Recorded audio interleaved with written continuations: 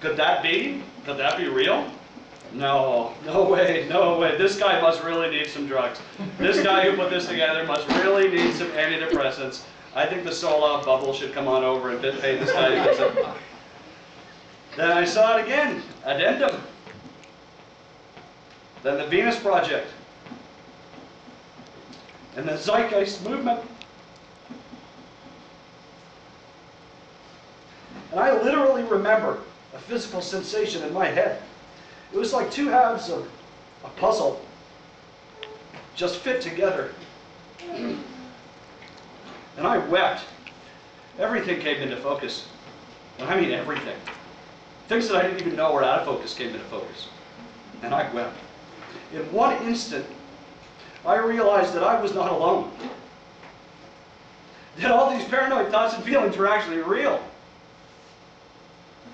That I did not need pills.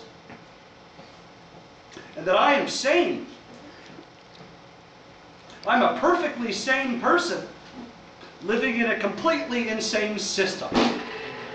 Woo. Yeah.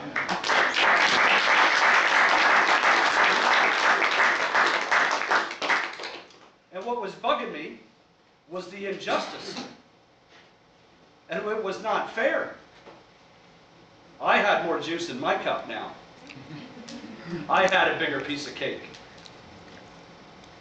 And that just isn't right.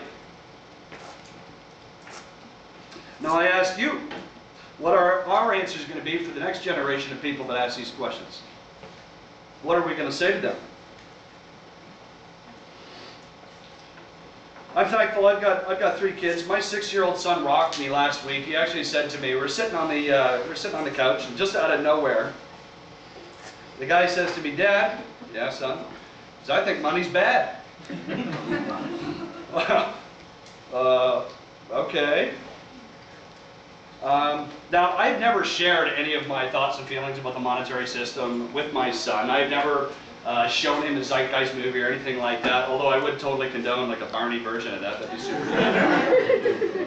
In fact, actually, you know what? Come to think of it, I'm pretty sure Barney is the Zeitgeist movement. When you take a look at that, you look at the little kids on there, they all love each other, they all hug each other, they all share everything with one another. Nobody cares about whose dad does what. Nobody cares if they're Asian, black, Muslim, or Christian, or anything like that.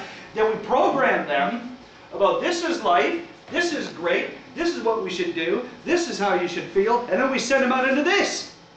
Oh! How about that for a kick? Anyway, I think money is bad. Why is that? I mean, what's a parent really supposed to say to that statement? I searched for an answer. I replayed a lot of the things my parents told me, what school told me, what society told me, what television told me, and I was desperately seeking something. I was just shocked and amazed by the simplicity of his observation. And I said to him, "Son, you're right. We can't eat it."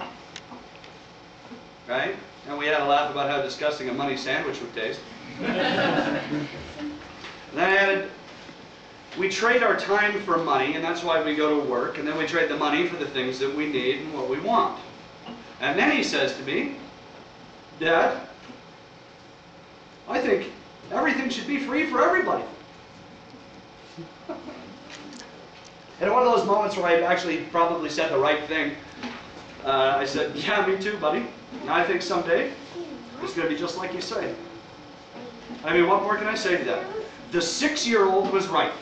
The 6-year-old was right about society. The 6-year-old was right about humanity. And the 6-year-old had a better concept and understanding of what this world should be like than what most of us do or what we have forgotten.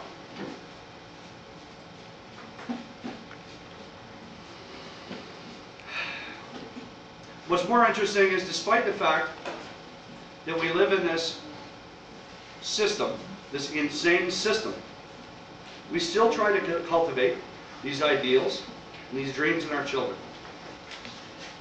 We are at an age where we are creating the very first mass generation of free-thinking human beings.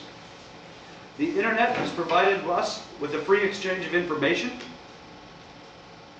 and never before in history have the masses had unlimited access to new thoughts, ideas, and such a scope of understanding It is said that within the last 10 years, more information has been passed than within the last 10,000 years combined, and that is growing exponentially. It has been said that knowledge is power. And in my personal life, I have now gained the power to eliminate my anxiety without the need for pills. Although right now it looks like I should have one.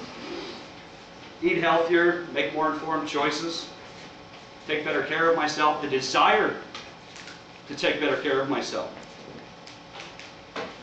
I have the power to shape my children's future, and that's a future filled with opportunity and peace and love. The Zeitgeist movement has enhanced my life in a few ways, in many ways, very, very deep ways. First, in friendship, and in peace in knowing that I'm not alone in these thoughts. Most of all, the Zeitgeist movement has given me something that has eluded me for most of my life, and that emotion has set me free. And that emotion is hope. Hope for the future of humanity, hope for my children's future, hope for your children's future, hope for Mother Earth and her environment, and hope for justice. And the ideas of this movement are nothing new. We've written about them through the ages within philosophy and religion. We've written stories of tragedy and triumph, and humanity is writing a book right now. And like any authors, we get the opportunity to choose how this story is going to play out. I, for one, now see ourselves entering a fantastic chapter in human history, an age of enlightenment, a new renaissance. And like I said, information, thoughts, and ideas are flowing more rapidly and freely than any other time in human history. And this movement is growing exponentially, and it is now unstoppable. Can't take it away now. There's too many. These Zeitgeist movies are the most watched documentaries in all of history. Documentaries, not including funny cat videos. And the reason is simple. It is not chained down by politics. It is not chained down by race, religion. It is a peaceful, intellectual, social revolution born of our collective human spirit. And I, for one, am very glad to be living in this time. And that's what I have to say.